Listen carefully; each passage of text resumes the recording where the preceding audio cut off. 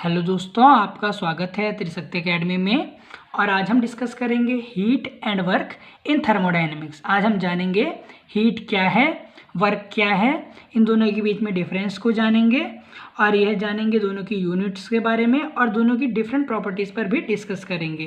तो सबसे पहले आप देखिए हीट। तो heat is a mode of transferring energy from one system to another.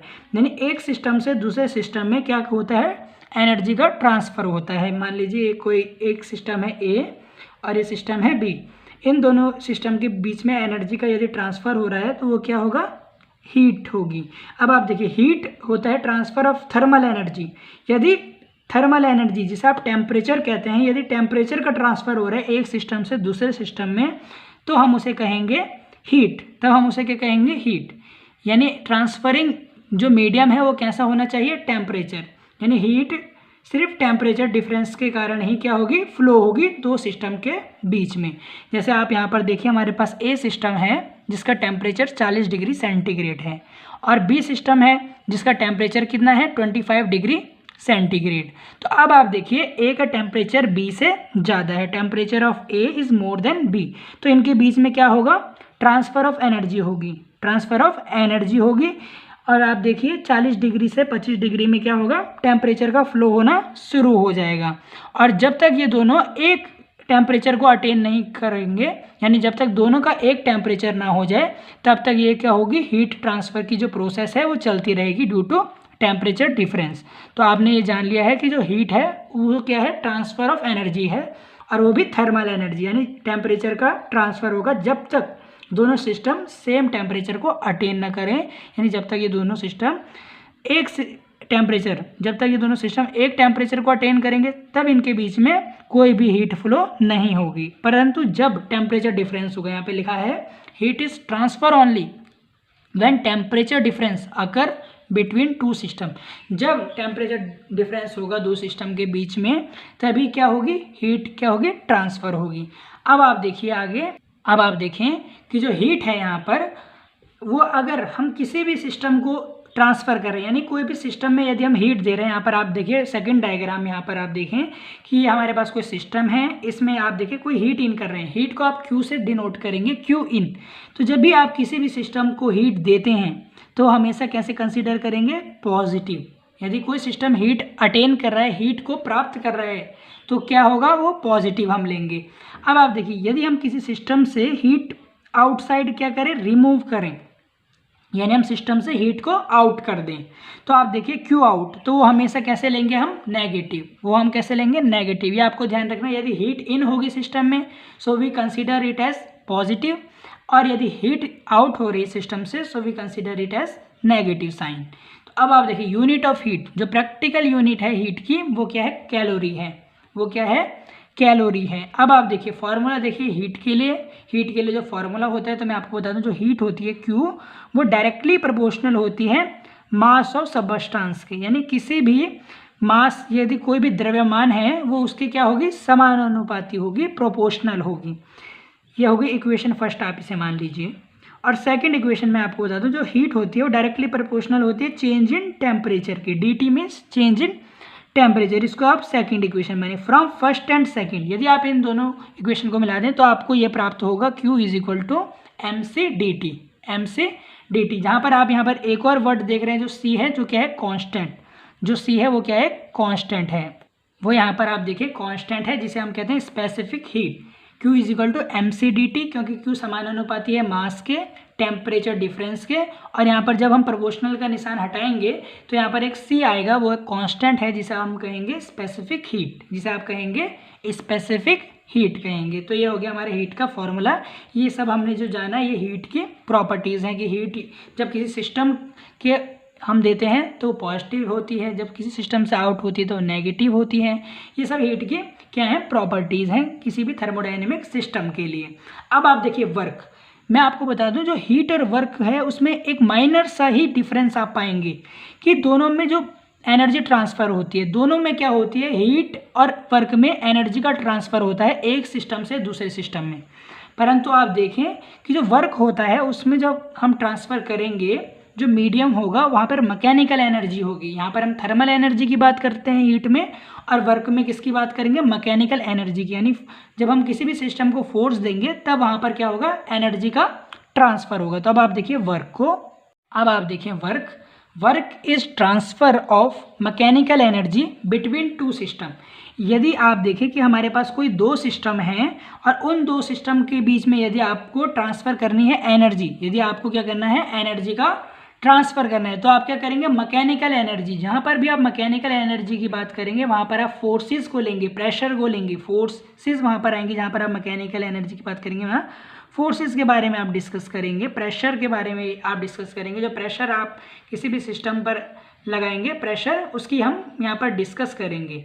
तो आप देखिए कि दोनों क्या हैं, वर्क और हीट ट्रांसफ़र मीडियम है किसी भी दो सिस्टम के बीच में। पर हीट कब ट्रांसफ़र होती है, जब टेम्परेचर डिफरेंस होता है, और वर्क ट्रांसफ़र होती है मैकेनिकल एनर्जी के कारण, जब हम कोई किसी भी सिस्टम को प्रेशर इंसर्ट करते हैं।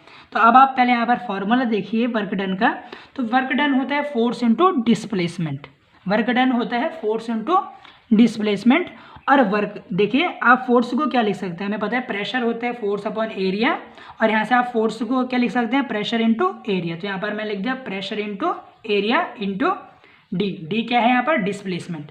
अब आप देखिए एरिया ये क्या है, पूरे सिस्टम के लिए वर्क है, ये क्या है, पूरे सिस्टम के लिए वर्क है आपके पास। अब आप देखिए यदि आपको किसी छोटे से एरिया में क्या करेंगे, यदि आप क्या फाइंड आउट करेंगे, किसी भी छोटी सी जगह में आपको वर्क फाइंड आउट करना है, डेल डब्ल्यू ये क्या है, किसी भी छोटी सी जगह में क्या है, वर्क है। तो इसका फॉर्मूला होगा प्रेशर इंटू डेल्टा वी। यहाँ पर डेल्टा वी है चेंज इन वॉल्यूम, क्योंकि एरिया इंटू डिस्प्लेसमेंट क्या होगा, वॉल्यूम।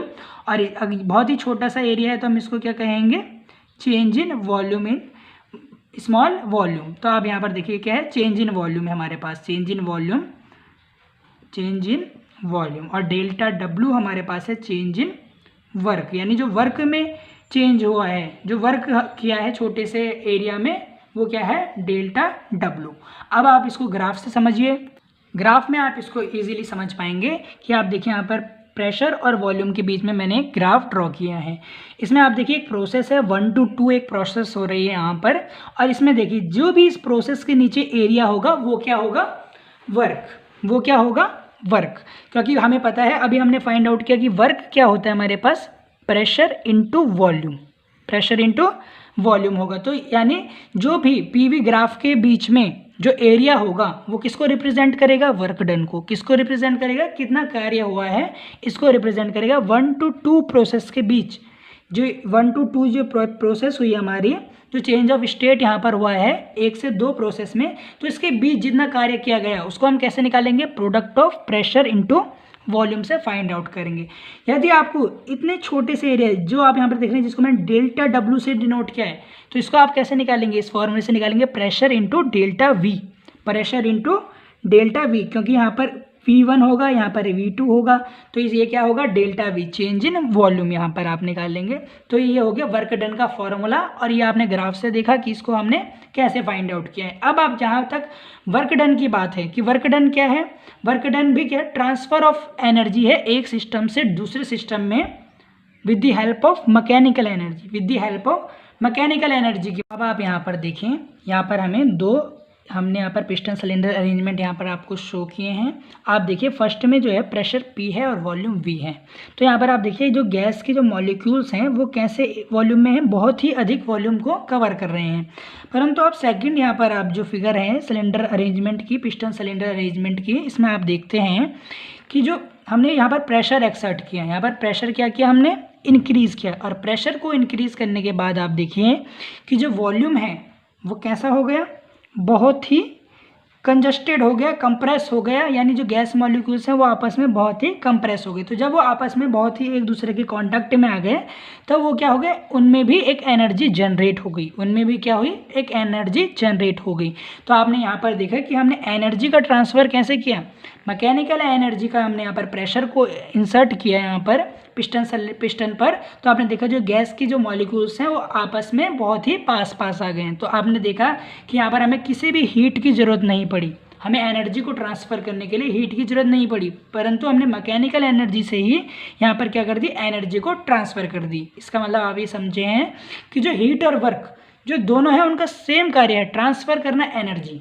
पर आप यहाँ पर देख रहे होंगे कि हीट में जो ट्रांसफरिंग मीडिया है वो क्या है, टेम्परेचर। वहाँ पर टेम्परेचर डिफरेंस होना चाहिए। और यहाँ पर आप क्या करेंगे, वर्क में मैकेनिकल एनर्जी यूज़ करेंगे। फर्स्ट आपने यहाँ पर देखा जो पहला यहाँ पर डायग्राम है पिस्टन सिलेंडर अरेंजमेंट में कि यहाँ पर प्रेशर कम था।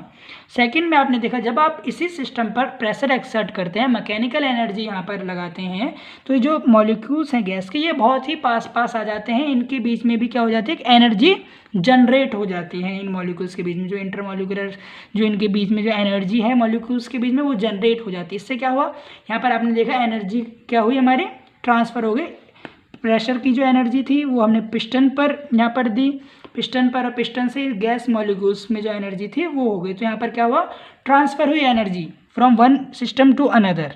तो ये होता है आपका वर्क। अब आप देखिए कि यहाँ पर हमारे पास कोई सिस्टम है और यदि हम इस सिस्टम को कोई वर्क देते हैं तो वो कैसे कंसीडर करते हैं, नेगेटिव। और यदि वह सिस्टम कोई वर्क दे दे तो वो कैसा होता है, पॉजिटिव। यहाँ पर आप देखिए सिस्टम में यदि जैसे मैंने दिखा रखा है work in, so it is negative, and work is done by system, so it is called positive system. वो कैसा हम लेंगे, पॉजिटिव, उसको हम कंसिडर करेंगे। अब आप देखिए work is done by system, यदि कोई भी सिस्टम द्वारा कार्य किया जा रहा है तो हम उसको कैसा लेंगे, पॉजिटिव लेंगे। और यदि वर्क ट्रांसफ़र किया जा रहा है सिस्टम को, यदि हम किसी सिस्टम को वर्क दे रहे हैं तो उसको हम कैसा लेंगे, नेगेटिव कंसीडर करेंगे। आप इसको एग्जांपल भी ले सकते हैं कि कोई मशीन है, यदि वो कोई वर्क आउटपुट हमें दे रही है तो उसको हम पॉजिटिव लेंगे। और यदि कोई मशीन वर्क इनपुट ले रही है तो उसको हम कैसे लेंगे, नेगेटिव। और मैं आपको बता दूं जो वर्क है वो कैसा है, पाथ फंक्शन है। कैसा फंक्शन है, पाथ फंक्शन। आप यहाँ ग्राफ में देखिए कि जो वर्क है वो किसी भी पाथ पर डिपेंड करता है, वो किसी पॉइंट पर डिफाइन नहीं हो सकता। वर्क के लिए आपको एक पाथ डिफाइन करना पड़ेगा 1 to 2।